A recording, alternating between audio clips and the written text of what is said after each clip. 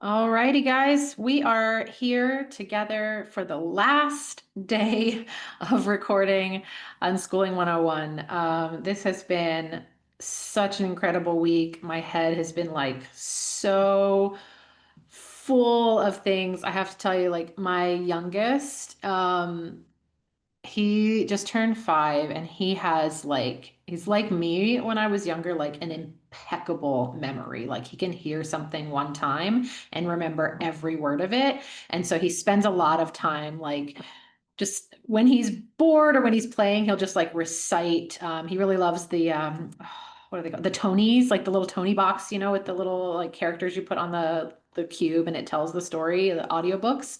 He loves those. He has them playing like all day long, these different stories. And he quotes them all the time. He's like always reciting them when he's playing. I swear there's a point to this. To the point where he even does it in his sleep.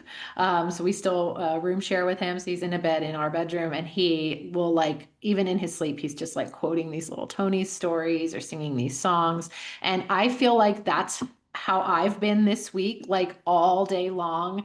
Anytime I'm alone, I'm just like thinking about what I'm going to say and like what's coming next and working it all out in my head. And then I've still got these just like in a full notebook, almost completely filled with thoughts. I've probably written like 60,000 words this week or something. Like so very much has come out, and I am just so grateful to all of you for being the audience for this. Um, the way that I create, the way that I work, I just need to know that someone is listening. And so it fuels that like creative energy. So it's been really great having you guys here to witness this thing come alive as it needed to. And I think there's definitely more that we're doing with this. Might turn into a book. We definitely have more coming out all next week. We're going to be sharing. So we're not quite done yet. Remember on day 3 for the unschooling myths, if you watched yesterday's video, we kind of changed up how we're doing that part a little bit. So it's a little more collaborative and community oriented. So that content's going to stretch out into next week. So you'll see that coming out. After the weekend, we're going to put all those together and start sharing those out. And I'm excited for that too. But let's get into this final day. So if you remember, we kind of split this up into the like learning phase of the series and then the action phase of the series. So the first 2 days we talked about, it was all like learning. It was like being in class, right? I was teaching you about the history of the school system, why the school system is failing our children, what's wrong with it now, and the current trajectory of it. And then on day 2, we talked about the actual like science of learning. How does learning happen? How do we learn new things? What is motivation? How do we get information? We kind of put all of that out there. So then you absorbed all of the learning parts.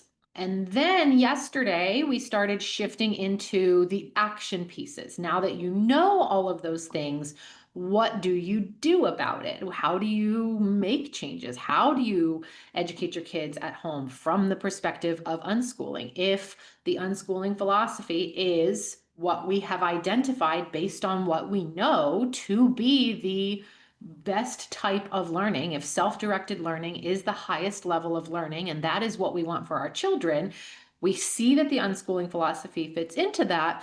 But then there is these myths around what does that even look like? Like, is it just hands off? Do we just expect that our kids are going to go out into the world and learn everything that they need to know? And that is definitely a myth, and we'll bust that all down next week also. But so yesterday we talked about the importance of deschooling, which is again that like conscious process of undoing the beliefs, habits, and fears that were instilled in us from growing up in a system and a society that propped up that system as the one true, best, only way to learn and develop in our society. And so the deschooling is not this pretty little gap phase. It's not this like space where there's nothing going on. It's actually the opposite. It is this ongoing, sometimes never ending healing process that we go on.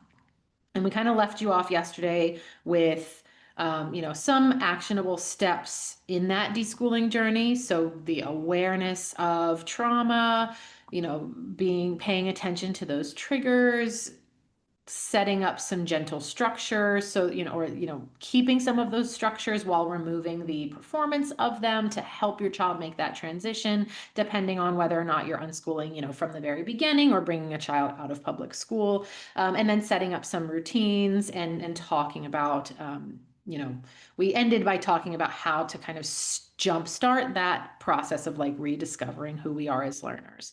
And so today's going to be like a mixture of days 2 and 4 that like we're going to bring back a lot of remembering what we talked about. What is learning? How does it happen? And then like the practical application of that and understanding what we learned about yesterday, or kind of building off about that. So today's title, really, if I had to pick a title, is I'm unschooling, now what? And I titled that way because I actually have like multiple screenshots in my phone. So I am in many Facebook groups, homeschooling Facebook groups. I don't ever engage in them, but I just like to kind of see what questions people are asking, where they need support, and all that. So I have multiple screenshots of like this exact phrase. Okay, I did it. I pulled them out of school.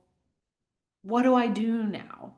And it's really like that factory analogy that I mentioned, right? Of like breaking free, and that feels so great. And for a lot of families, depending on where they live, just that act is so big, right? Of like having to do the paperwork, going to the school, telling them that you're not going to homeschool, or you're not going to have your kids in school anymore, filling out paperwork, informing your family. Maybe you quit your job to be home with your kids. Like just that act of making the decision can often be so big that it's like that, oh, you stepped into the sun and now we're free. But then that wears away, the novelty of it is gone.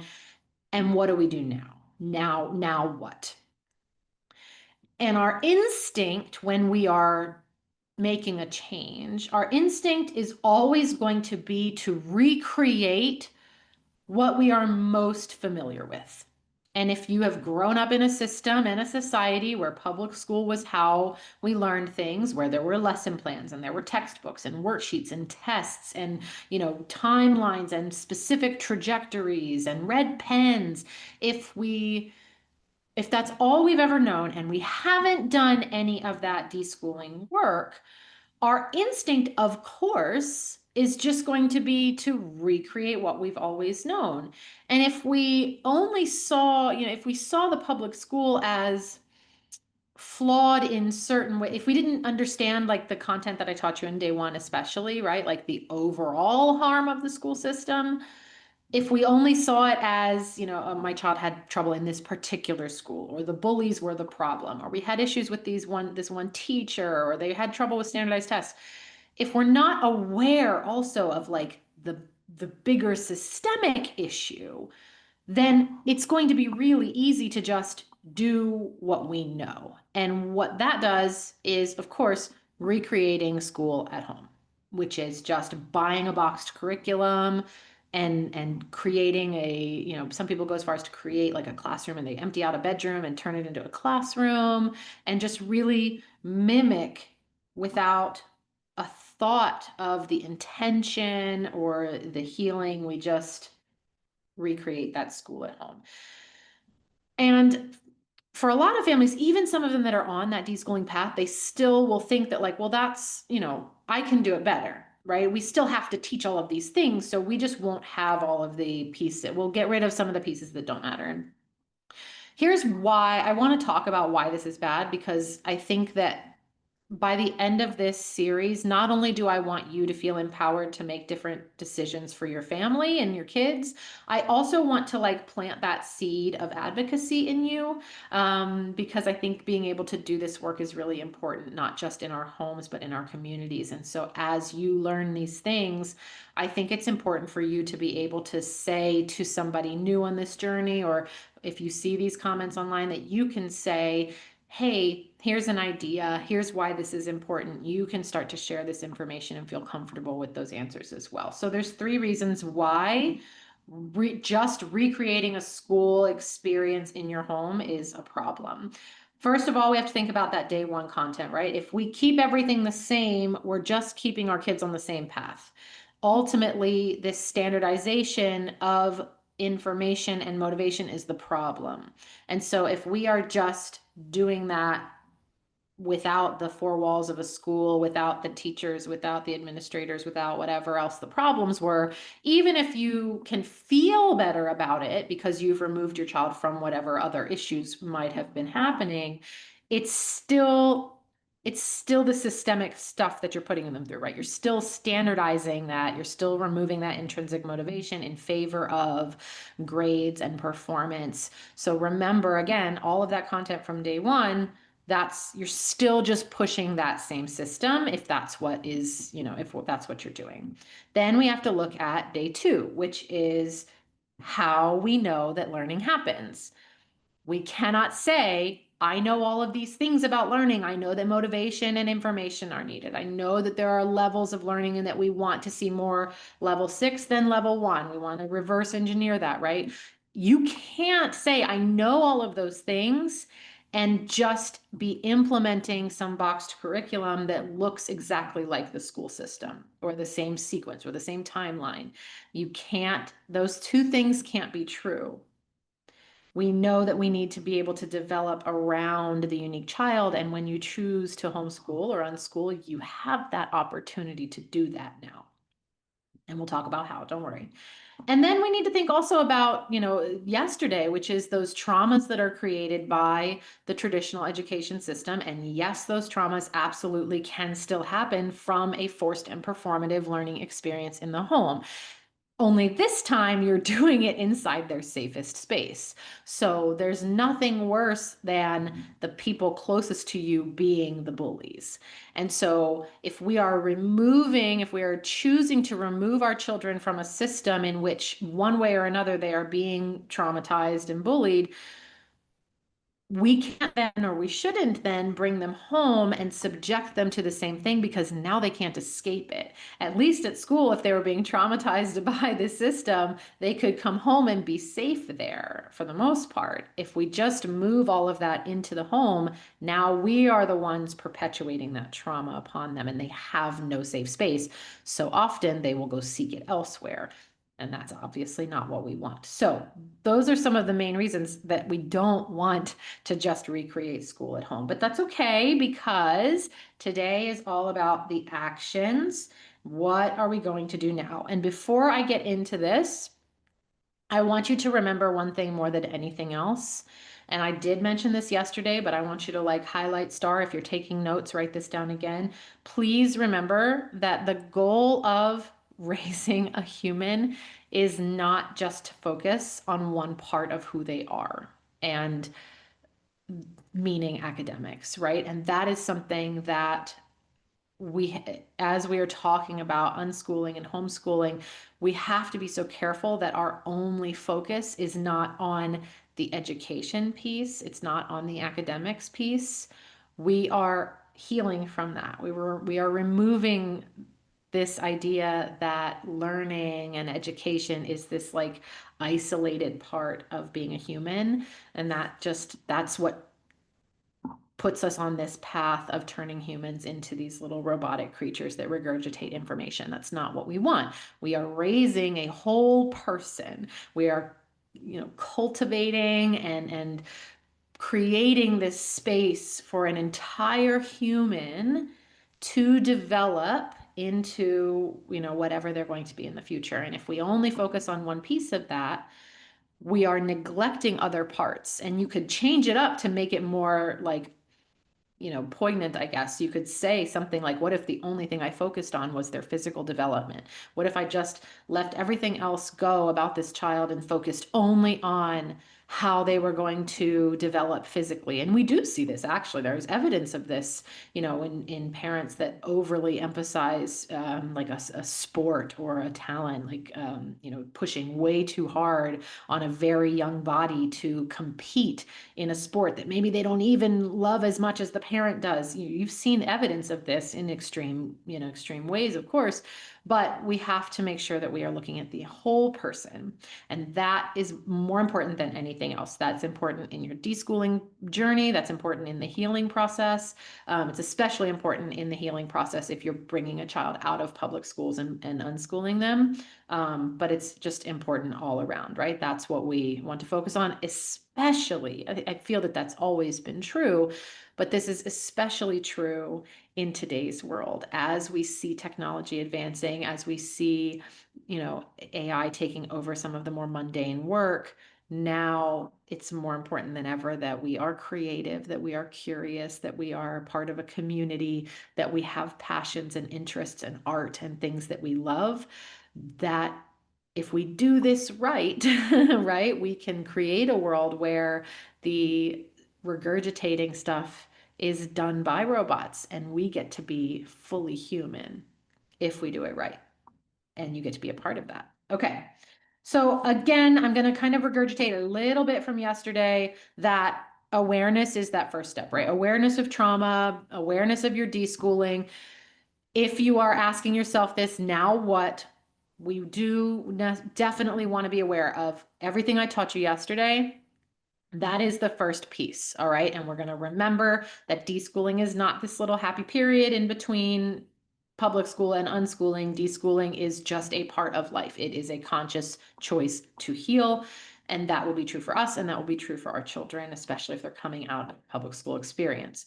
The next thing, I'm not going to go deep into that. If you want more information there, go back and watch yesterday's content. Now, then again, a little bit from yesterday, but I'll talk a little more now, is that one of the first things we want to do when we've made this transition is create a new routine. And I don't mean a schedule. I don't mean something really rigid where you're like, oh, well, we were doing, we were waking up at 7 and going to school. And so I need to make sure we're doing something like that. That's not what I mean. What I mean here is that you have to find a new normal together. This, I think, is something that everyone can benefit for. I have never led a class or a workshop where even a small majority of people felt like the routine that they had with their family right now was like perfect, spot on. Almost always, even if you are not making the transition right now, if you're not new to this transition to unschooling, even if you've never sent your kids to school, almost everyone can benefit from assessing the routine that their family is currently existing in, because people change, right? Seasons change, experiences like after school stuff changes, you change, the kids change, something is always changing. So the routine that I had with my family 6 months ago is not going to work for today's world that we're living in, right? Everybody has something different that is their passion, that they're doing, that they're focused on. Everyone's energy level is different. Everyone's needs are a little bit different. The seasons are different. So every 6 months or so, or every season change, even, you can be assessing how is my routines working and what could change. The hardest part, if you are in that transition, right? Most people asking this question are new in this transition. The hardest part of transitioning from public school to unschooling actually is not the learning element. That's not the hard part. We think it is because that's the focus of the word, right? Public school, homeschool, unschool. We think about school being the learning, being the most important piece. That's not the hardest part of the transition. The hardest part of the transition is learning how to be together all day. And if you think about it, there's a very careful design there. You wake up in the morning 5 days a week and you separate as a family. Many families still do that on the weekends, even because parents are working and kids are going to grandma's house or daycare or, staying home alone if they're older. There is this intentional separation of families that we have just become numb to in a society. And learning how to be together can be hard if you're not used to it. And I've talked to a couple moms this week even that have said not only are they in this transition period of moving their kids from public school to unschooling, but they are also in a life adjustment themselves. Maybe some of them have like changed their work hours or quit their jobs to be able to be home with the kids, or one parent went back to work so the other could stay home, or they're like integrating, aunts and uncles and grandmas to help with this transition. And all of that figuring out is amazing when parents and families do that together. But an awareness of the transition of what, like, how that's going to feel and what that's going to look like is the most important part. And it is the hardest thing to do because we're not used to that. If you're not used to being together all the time, that is a challenge. It's a challenge for everyone. The child, it's a challenge for you. No matter how traumatic the public school experience might have been, a child who was used to getting up and doing that every day and being around certain people, if you don't integrate a new routine for them that feels good, that meets their needs as soon as possible, what happens is, just like we talked about yesterday, you pretty quickly fall into this, ooh, this doesn't feel good. I don't feel safe. I just would rather be back where I was, even though I hated it, right? We forget why we didn't like it. And they just start asking you to go back to school, or you say, I don't think I can do this. We have to be aware of how hard that piece is and immediately adjust what our routines look like so that our children and our families and ourselves have that consistency to expect. Again, this is not, I do not mean a rigid schedule here. That won't help, right? We want to see a routine that is built around the needs of your family. Now, I don't want to spend a ton of time on this because there's other things I want to talk about. And I already taught a like 3-day workshop on how to do this. And so that's called the Aligned Homeschool Routines Workshop. You might already have access to it. You might need to grab it, but definitely make that a priority. No matter where you are on your unschooling journey, I want you to make going through that workshop a priority because there's a workbook that comes with it. It's super helpful. I'll give you a very brief overview of the things that happen when you're creating that routine so that you can start thinking about it, but definitely go through that workshop. Okay, it'll be so instrumental for you. So number one, the first thing you do in this process of creating this routine is identify needs. And again, I walk you through that in this workshop. What are our needs? I've mentioned a couple times in this series, like feeling nervous systems, feeling unsafe.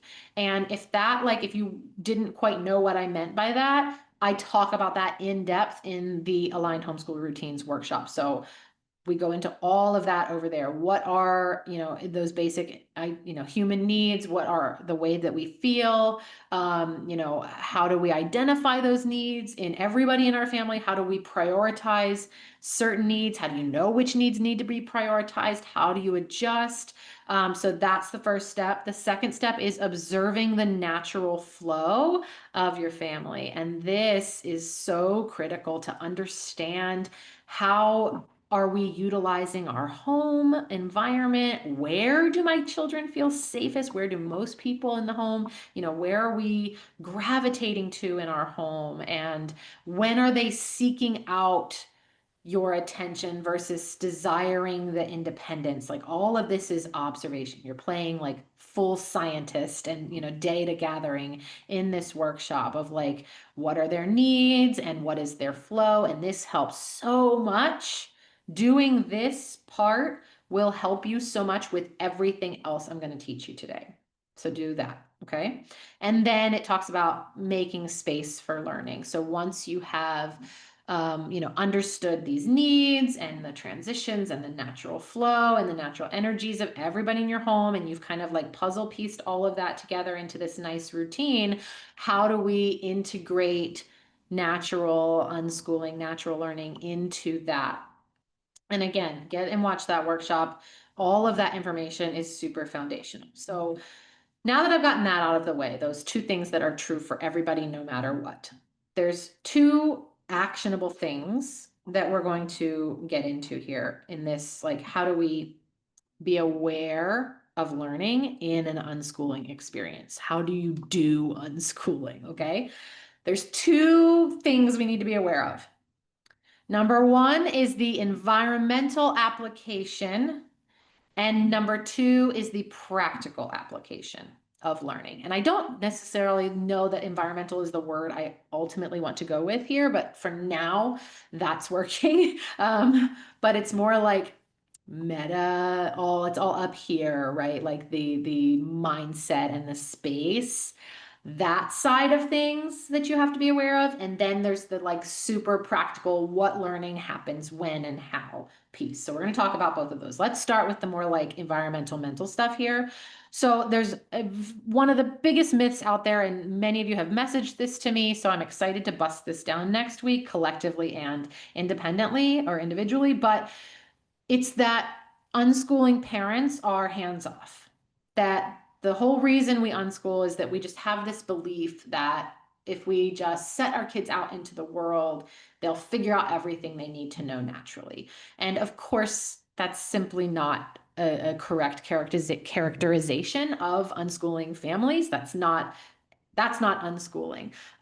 Now, people may see that in families that have always unschooled. If from the outside you viewed the way that I engage with my 11 and 14-year-old, that might be the view that you see, that they are just out in the world doing the things that they want to do. Right now, it's 12:30 on a Friday, and both of them are out in the community. They went off on a bike ride somewhere. I think they went out for lunch together because I know all of the things that they are also doing.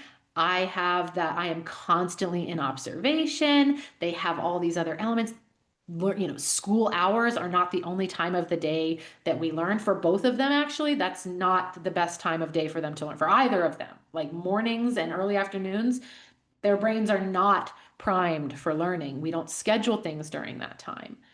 So, from the outside looking in with zero perspective and zero understanding, sure, that might be why that myth exists.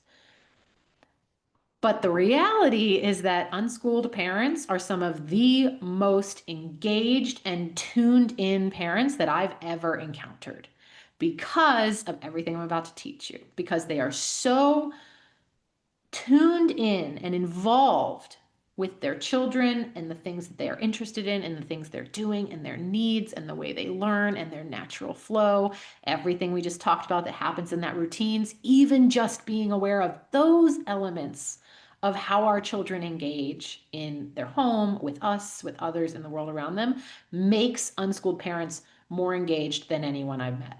Because with traditional homeschooling, that is replicating what happens in a classroom, what do? You make lesson plans and then you apply the lessons. And I'm not saying that traditional homeschool parents who make lesson plans aren't working hard and don't care about their kids. Of course they do. But rarely in that experience is the child at the forefront of that. The child is not in the center of a lesson plan traditionally, right? Of course, you can still plan, but you know what I'm saying. In the traditional lesson plan book of these are the planned out math lessons, and these are the planned out English lessons, and these are the planned out science lessons, those are just operational. Even if you're making the plans of writing it down and gathering the content and sitting down to do it, that's not nearly as engaged and in tune with the child if you're reverse engineering that, if you're creating that from the child first. Does that make sense? So here's what we're doing when we're thinking about this environmental side of practical unschooling. Practical application is the other side. Okay. How do we do unschooling? I need to pick some good words. If you guys have suggestions, I would love them. So for when I turn this into whatever it comes next, a book or whatever. But anyway, the first piece and the big piece that we have is observation. We are watching, we are learning, we are knowing what we're looking for. We are constantly tuned in and paying attention to the conversations our kids are having, to the questions that they're asking, to the videos they're watching, the books that they're reading, the games that they're choosing to play. Because we're not looking for these things so that we can turn them into lessons. We are looking for these things to see evidence of deeper learning, of deeper motivation, of deeper understanding. We're looking for progress. We're understanding the difference between an interest and a question. A question is something that a child just asks because they want to know it. Kids ask questions. Curious people ask questions. I have questions all the time about things, but that doesn't mean I want to take a full course on it. So we're understanding the difference because through observation, we know, oh, they asked this question, but they didn't really ever come back around to it. Or they watched this one video about something on YouTube, but I never saw them mention it again. But maybe I see over and over they are reading about this topic, and then they're asking deeper questions about this topic, and they're having conversations with their friends about this topic, and I'm seeing this come back around over and over again. And so I am tuning my awareness to that so that I can look for opportunities depending on the age of my child, which we'll get into. That's in the practical application.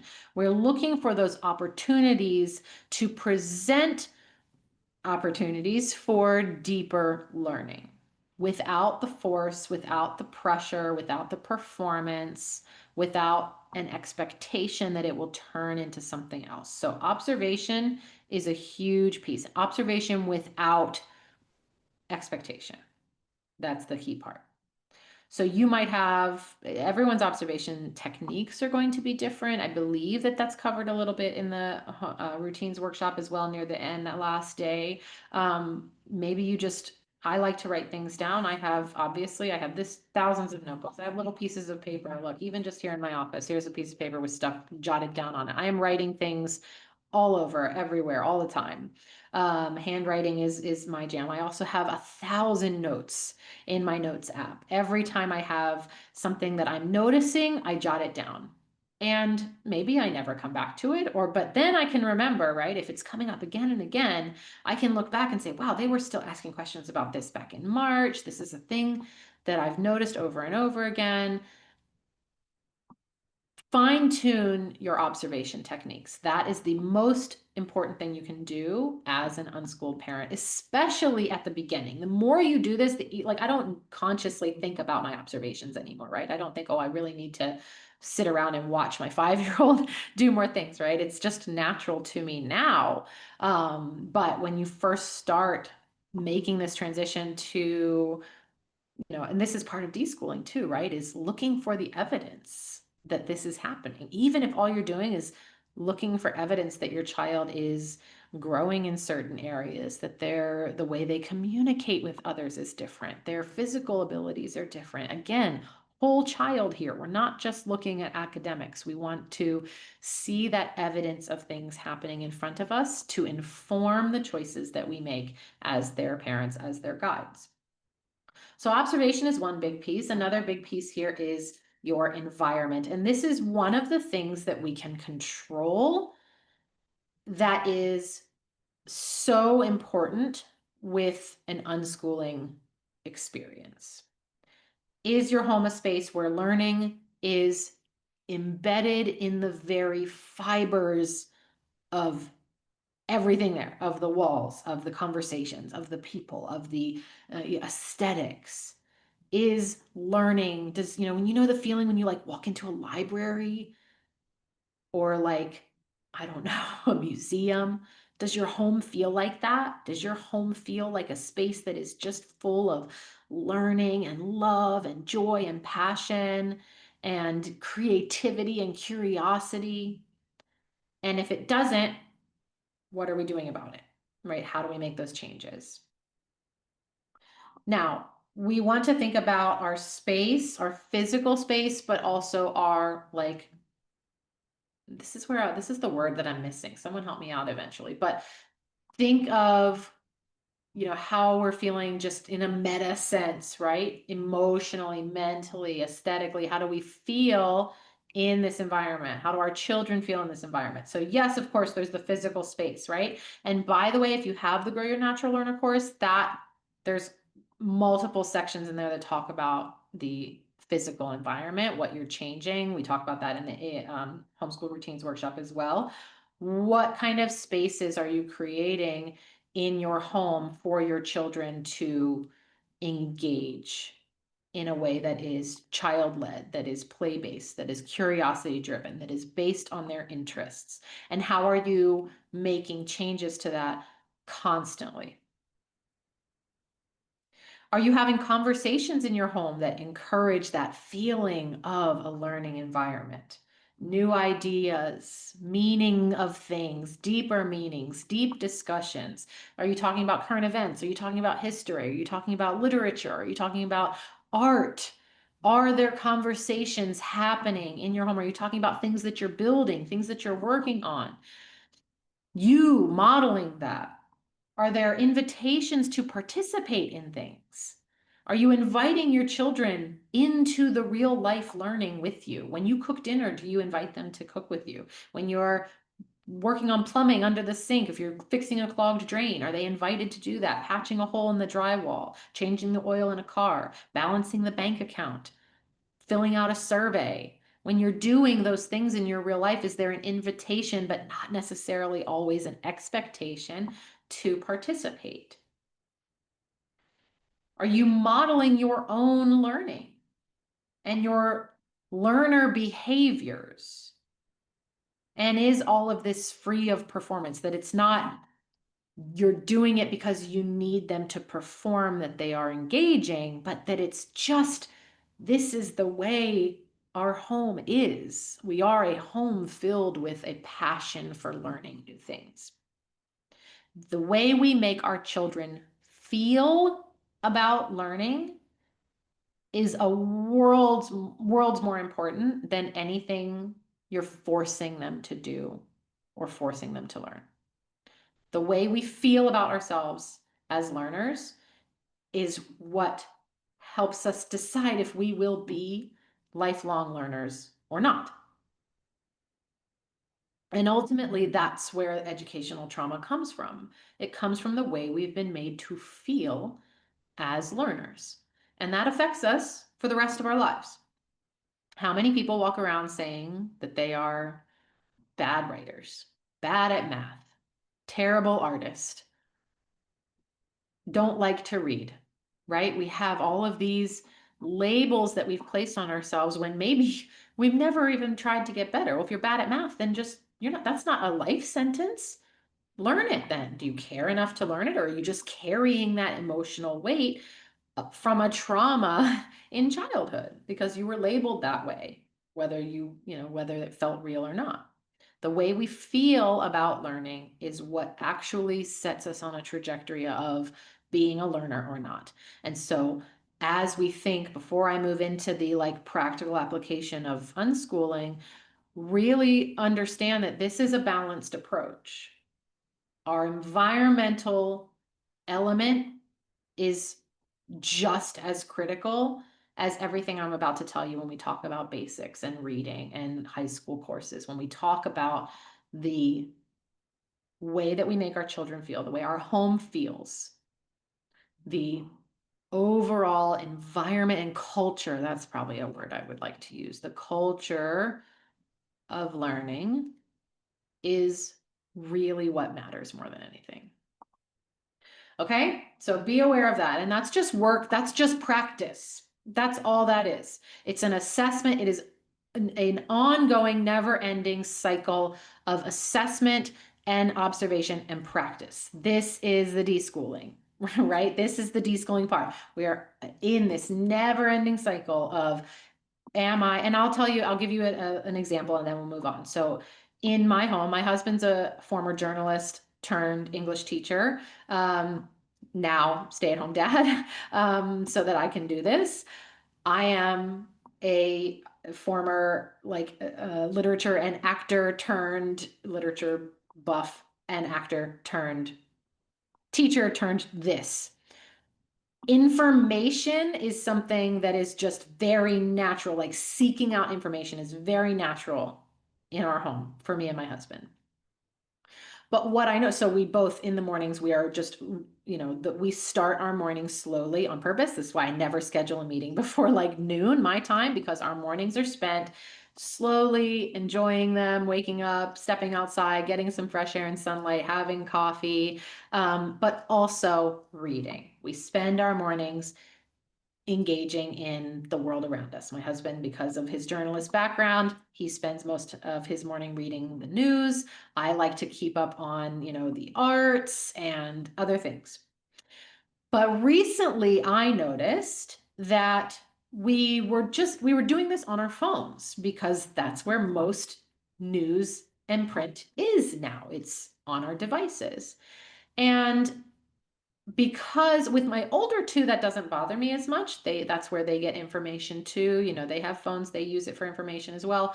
But my youngest, who's 5, is in that phase right now. I've mentioned already in this series of like his literacy is really starting to develop. He's playing with his letters, he's starting to read words, he's asking questions. And I noticed that as he is developing his literacy, that's something I really wanted to model.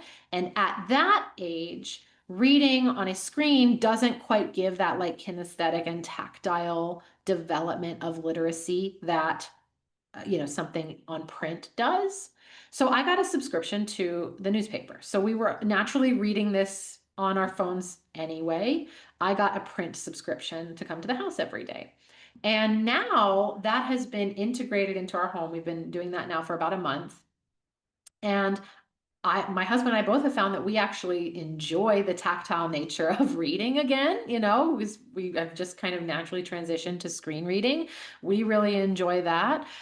We like being able to share pieces more easily. My older two have started grabbing it here and there to read like sports sections, or we're able to clip something out and hand them that. And my youngest can not only is he seeing that modeling, he's seeing that we're reading something that has words on it. He can make those connections, but he's starting to sit down and point out letters and look at the pictures and the images in the paper. So that was just a simple example of me being aware, right? Assessing, observing, and altering and changing that environment. That's just one little piece.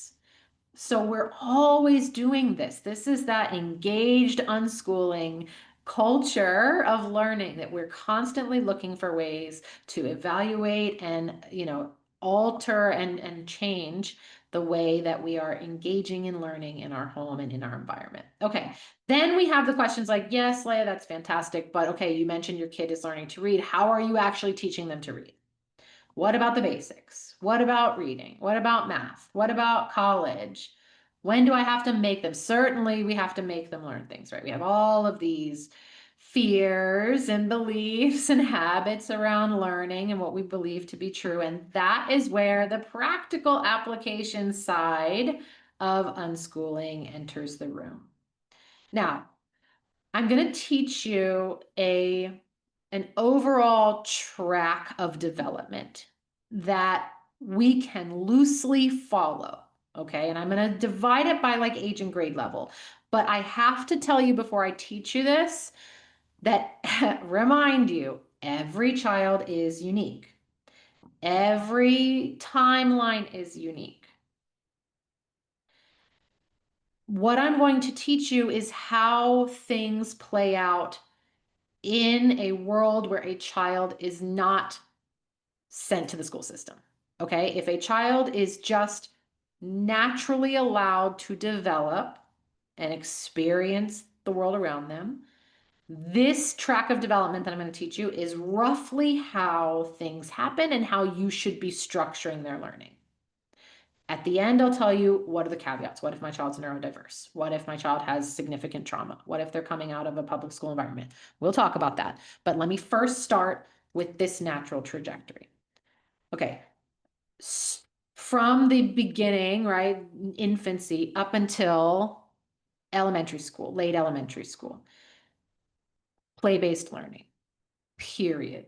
Okay. With that parental observation, the intentional environment, placing, applicable skills-based learning concepts, we're integrating those things that we know to be true. This means we're not asking for heavily structured learning. We're not worried about a super strict curriculum. We're not bringing in worksheets unless they've asked for them, because remember from day 2, levels 5 and 6 of learning are play-based and student chosen, student driven. So that is a natural place for kids to be, especially when they're younger. They're naturally, without somebody stepping in, going to exist in those higher levels of learning, in student driven and play based. So they're already at that highest level of retention and engagement and motivation. But we are going to be aware here of those basic skills. Those foundations like reading, like having conversations with people, like simple math, like asking questions, like being curious, inquiry, life skills, etc. And we're going to strategically offer these opportunities when we see that awareness coming to play. Like I've mentioned with my youngest, showing all of this awareness and this desire around literacy. That also happened because the information informed the interest or the motivation, which again, from the YouTube video that I've mentioned that I did around the formula for learning, watch that if you haven't. I'm bringing those elements into his play. He has puzzles with letters on them. I write his name on things. When he asks me to draw him a picture for play or when he draws on his chalkboard, we'll label it with the word long before he knew what the letters were, long before he knew that they were words. We integrated that into his play. We strategically placed that in there just as an awareness. We weren't forcing it. This says, what are these letters? It wasn't a performance. It was there for him to start making those connections. And now it's clicking. He understands it. These are the letters. He's memorized all of them for the most part. He can point them out. He can read simple words. We are integrating these opportunities to develop those skills in real life contextual ways because we're keeping that up at that level 5 and 6 as much as possible, especially in those foundational years. We're reading aloud. We're inviting them to do chores with us. He's baking with us. We're doing all of these practical life things. We're having real conversations. I have conversations with my 5-year-old. The way we talk to each other sounds almost the same as the way I talk to my teenager. Kids are very smart, okay? They're not little blank slates. They're real learners, and we talk to them that way. And I've mentioned before, I have conversations with him where he will prove me wrong repeatedly. This morning, he proved me wrong. He was trying to explain.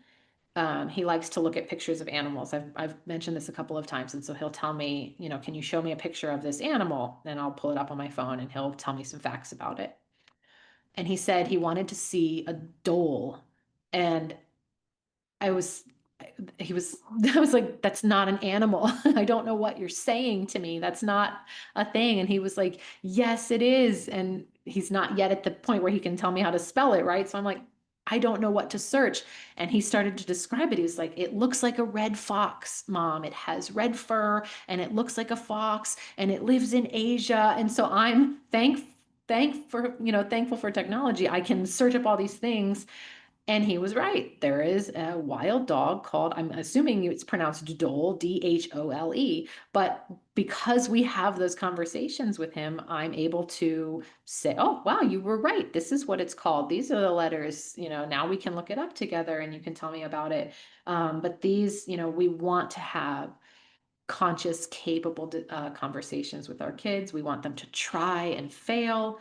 At this level, the absorption of as many practical life skills as possible, along with retaining the joy of learning, is the key because that foundation is how we are ensuring them that they can be prepared for the future. Because again, that formula for learning never changes. Motivation plus information. That's not only true when you're 5 or when you're 18. That's true when you're 40, when you're 60, when you have the motivation to learn something and the information for it, you learn it. You can learn it.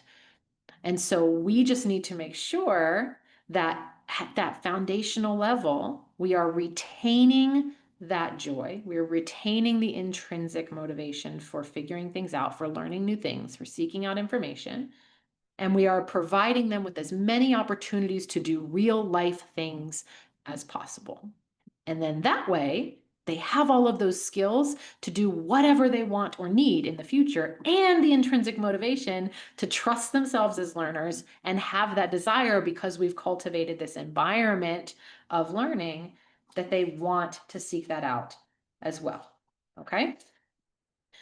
Then we're going to move into the middle school years, early teen years. So we're looking at again, on average, maybe ages 11 to 14. And here we're shifting the conversation away from what do we learn. So no longer are we so focused on basics. Ideally, by this point, they are reading. Again, that's a timeline, right? We can talk about that in a different space. But, they are reading, they have basic math, they have basic life skills, they know how to ask questions, right? They've retained that joy. Now we want to start shifting them into how do I learn? And giving them those skills of figuring out something when they need it. How do I find the information? Okay, we've spent all these years cultivating that motivation. Now, how do we find the information? How do I do that by myself instead of always asking somebody else to get me that information or expecting someone else to give me that information? How do I find it on my own? Because previously it's just been provided for me. I was just playing around and then letters just showed up, right? Now I'm at an age where how do I figure that out for myself? And this is where also we have to think about this timeline. Like, this is when puberty happens. This is such a huge phase of discovery for humans. And we can fight against that by still requiring all of this stuff that's unnecessary, by asking them to just regurgitate information. Or we can lean into that phase of discovery and what's happening in their brains as they're developing. This is when metacognition starts to develop, where they can like consciously think about their thinking. And so they have a far deeper well to access when it comes to learning. This should really feel like a space where we are continuing to cultivate a playful experience, right? We're still playing with life, but we're also exploring real world examples of adulthood because it's such a nice, safe place to do it, right? You get to kind of explore being an adult without the responsibilities of being an adult. This is an age where we're going to focus on exploration of as many new ideas as possible. Like, this is where we're trying new things, we're discovering things we like, we're asking lots of questions. How do we ask a good question? How do we share our ideas with others? If I have an idea, I have a thought, and I want others to hear it, how do I do that best? I know I do that just like this, or by writing. Other people might make short videos. Other people might create art. How do I share information in the best way? Who do I go to when I have a question I don't know, or I have an interest that I need help figuring out or nailing down or cultivating? Who do I go to for that? Where do I get trusted information? How do I know that something I see or I hear or I read is true? What's a credible source? What do I actually find interesting in this world? This is the time of life where we want to figure a lot of that out. And you can see here, that's not what's happening systemically. We wait until kids are adults and then they suddenly have to figure all of this out. These are things we want to cultivate while their brains are best ready to receive that information, while there's no other expectations of performance, because the foundation is there, the basics are there, the culture of learning is there. Now they have this like liminal space where they can experiment and explore and solidify, how does learning happen and how does it happen for me? This is when we're working with them, not against them, right? This is ultimately then, or ideally in this space, again, this is in the like never touched realm of childhood. And I know we're not all there, but ideally in this space, a child makes discoveries about themselves, about the world around them, and how they fit in it. Which leads us to the next phase, which is the high school to early adulthood years. And please remember here that a brain is not fully developed until mid to late 30s. So we don't just want to end this at 18. We have to have expectations that we're still going to be growing and developing and discovering ourselves. And yes, I notice that children that are raised this way on this unschooling path often have that confidence in themselves and that awareness of their trajectory much earlier, but we do need to be very aware. And this is especially helpful for those who are, making this transition for kids that are a bit older. There's still time. They don't have to be everything they need to be as adults by age 18. That's a ridiculous assumption. Okay. But this is where we're working in tandem with our children to create that self-directed learning plan that's tailored to their interests and their futures.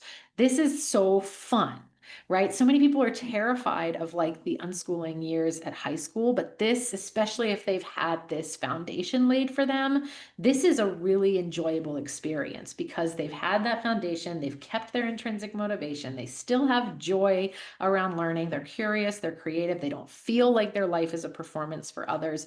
You've spent time exploring how to learn, how to ask questions, how do you best share your ideas with the world, and now we get to reverse engineer what they need for success in their next level. We get to spend these years together saying, okay, what's your trajectory?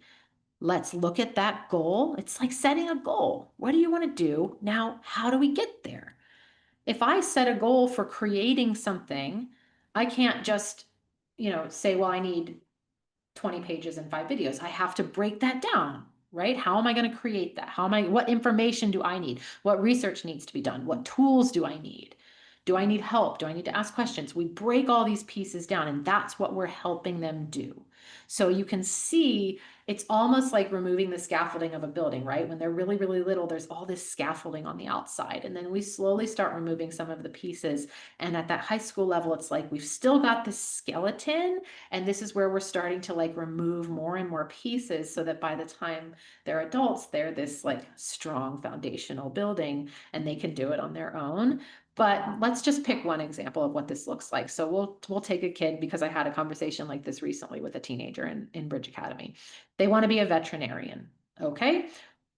What are the skills that we've developed from these processes in the past years? They've been able to, or through those skills, they've figured that out. All right. All of the things that they've done, they've kept those joys and those passions and foundations.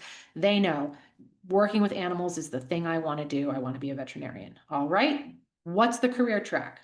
You don't, are you small animal vet, large animal vet? You don't know yet. You just want to be in veterinary medicine. So one of the things we can do is really pinpoint and narrow that down. How many vet offices are in your surrounding area? Go ask each one of them until someone says, yes, can I intern with you? Can I shadow for a day? Can I volunteer my time here? Can I do that to see if this is even a thing I really want to do? Can I get some mentorship here? And again, we already talked about this yesterday. Most people want to share with the younger generation what they're doing if they're really passionate about it. They'll find a way to do that. So then we start having those conversations. Okay, what's my track? What do I need? What colleges do I want to go to? What courses do I need? What things do I need to know? I need to know biology, I need to know anatomy, I need to know this math and that math. And then to get into this college, I also have to have evidence of these things. And we're going to reverse engineer. We're going to write all this down. All right, I've got 4 years, 3 years to make sure I have all of these things. How am I going to put this together? At that point, it's just a puzzle piece. It's just seeking the information. The motivation is the hard part. Most teens don't know what they want to do. So if you have that part figured out, the rest is easy. You just figure out the information, right? What do you need to know and how do you prepare for it? What's the trajectory you're going to go on to prepare? How do we find these classes available to us as homeschoolers? We find them online. We have someone, we hire a tutor to teach us something. The information is not the problem. All right. The information is easily accessible. We just have to know what we're looking for. So you get where you're going by reverse engineering it. And then you have the information and the motivation to make it happen. That's one example. This is true across the board, right? Whatever your plans might be, you can figure it out exactly that way. You can reverse engineer for success. Now, of course, not every high schooler is going to enter that stage of life and know exactly what they want to do. Again, I do see this more. The evidence is there that if this is the way they've always been raised, they more likely have discovered that passion in their life, and they are more likely to be ready to figure that out at that age. Not everybody, though. And at that point, then, okay, then they're old enough to have those discussions then, right? What is it that is important to you right now? What life skills could we continue to develop? If we get you into adulthood, you need to know financial literacy, you need to know how to take care of your home, take care of your car, whatever, job skills. There's other things that you can integrate there and just continue that, more middle school phase of discovering passions, trying things, figuring them out, and just getting those basics. All right, now I know we're going already over an hour, but we're going to end here a little bit with the what ifs, okay? Because again, that's the optimum trajectory. Okay, this is what's happening in a child that's fully, never been in that system and is going to be able to progress the best way that they can. Not every child is going to be operating on this path. You're going to have children who have, diagnoses and neurodiversities that is going to prevent them from, progressing through that ever or on that timeline. You're going to have children who are severely traumatized or in burnout who cannot access those parts of their development or their brain or their emotions for however long, it takes for them to heal. You're going to have children pulled from a public school, later on that didn't have all of those foundations were not solidified for them. That intrinsic motivation isn't there. I see this very often with children who are pulled out of public school in like a high school, and they didn't have that opportunity to develop those first two big phases. And so now they're just kind of dumped into this last phase where if that hadn't been done to them, they would have more of that foundation, those basic skills, the confidence, the motivation, the opportunity to have figured out those passions, the how to seek information. And if they don't have all of that, we can't expect them to just immediately step into that final thing, right? So what we have to do here is we have to meet them at the level that they're on. And I think we talked about this a little bit in day two of like, sometimes we just have to treat them like babies, not literally, but metaphorically, right? It's like understanding where they are in that part of their journey, wherever they kind of got left off by entering the system. We have to like expect that that's where they're going to be. And so, for example, if you have an older child who lost all of those years of play-based learning, that might be what healing looks like for them when they come out of the school system and regulate just a little bit. They might just want to play, but play when you're 14 isn't going to look like play when you're 5 when it was taken away. Play might look like video games. Play might look like watching TV. It might look like spending time with friends. And so we have to be aware that maybe for some time, and it might not, the timelines might be shrunk, but if we expect them to get to that level of development, we have to be aware that if that was taken away from them, it might be some time until we can, until we can expect those things of them. So the challenge here is being able to do this for a child that is physically older, but emotionally maybe isn't really the right word, but like on this natural learning experience and pathway, they aren't at that level. Um, so we just have to like provide those spaces. This is where environment and culture is going to come into play more than anything else. If we can't have the expectation of those levels matching their physical age, we can have the expectations of where they are like emotionally. If they're heavily in play, all right, I'm going to be aware no matter what their age is, even if they're 15, if they are just seeking opportunities that look like play, I'm going to expect that that's where I need to work. I need to work on foundational life skills. That's where we are. We are, in that level. And so I'm going to be inviting them to do things around the house together. We're going to bake cookies. We're going to change the oil in the car. We're going to change the tires, pop tire on a bicycle. We're going to balance the bank account. We're going to do those real life things that provide those opportunities for them to feel intrinsically motivated, to trust themselves. We're going to have a lot of conversation. We're going to heavily focus on the environmental aspect of unschooling. How are we modeling in our home that learning is a culture here, that it is passion and joy and engagement and conversation and tangible, and we're going to just cultivate what that looks like and what that feels like for them so that we can help them transition to that next level when they get there. And we're just going to be patient and understanding that life is a journey, learning is a journey, healing is a journey, and unschooling is a journey. And then, the one good thing about older kids making that transition is that you can have these conversations with them. You can be honest. I think that maybe you missed a lot of things by being in school. And so I want to make sure you have that foundation of trusting yourself and learning real life things. And I don't have these expectations of you right now. I don't want you to feel that pressure. I want you to feel joy as a learner. And then when you're ready, we can do that together. We can figure that out together, what that looks like and what that feels like. And that can be so empowering to a child to be verbally given their autonomy back. So, to recap, thanks for sticking with me. We went a little long today as well. We're really going to be aware, the practical, what do I do next? How do I unschool? Awareness of the deschooling, right? That's from yesterday.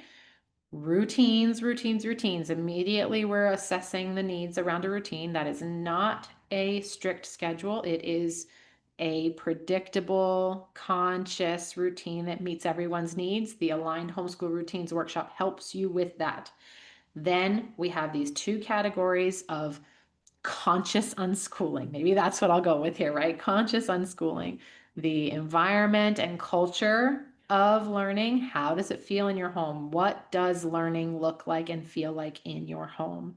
How are you making your children feel about learning? And then the practical application. And we're thinking about those phases of learning, which are like play based, foundational life skills, where you are naturally looking for those opportunities to integrate basic skills into real life contextual learning, shifting into how do I learn, not just what is someone telling me to learn, and trying lots of things and figuring out where I fit in the world. And then that reverse engineering into adulthood. How do I get where I want to go? And now it's just, where do I find that information? So I think that's it, you guys. This was such a week. I have like more energy right this minute than I did at the start of day one, which is kind of wild. So I might just go home and just like type out a million things that are in my head and we'll see where it goes. But again, I am so grateful for you guys to that you took the time this week to listen in. And of course, anyone that watches the replays for however long this stays available, thank you as well for that. Are there any questions? I didn't see any come through in the chat. This was a pretty like practical day, so I don't think we had any. Check Instagram, none there. I apologize if you hear a lot of noise. I have a shared office space. I've been lucky all week that it's been empty over there, but the last 20 minutes. All right, guys, I think there are no questions. So that actually makes me feel good that today's content was very clear and hopefully very helpful. I am open to discussions. Let's continue this conversation. And yeah, I'm open to feedback as well. I would love to hear your thoughts on what we talked about this week, what you'd want to learn more about, what you could go deeper into. Otherwise, I am taking the weekend off. I will not be accessible. I am going to rot on my couch and then go away with my husband for a day because he has done extra work this week, taking care of the kids and the house and the family and me. So again, thank you so much. I will see you very soon, I'm sure.